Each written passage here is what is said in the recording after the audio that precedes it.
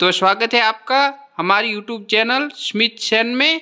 चलिए शुरू करते हैं एक और मज़ेदार वीडियो और देखते हैं आज हमारी थाली में क्या क्या चीज़ें हैं। तो सबसे पहले हमारी सब्जी है चने की दाल और लौकी की सब्जी, जिसमें हमने अदरक और लहसुन डाला हुआ है। उसके साथ है हमारा सलाद, जिसमें हमने ककड़ी, टमाटर और प्याज डाले हुए हैं। ऊपर से हमने थोड़ी सी लाल मिर्च डाली है और चाट मसाला डाला हुआ है।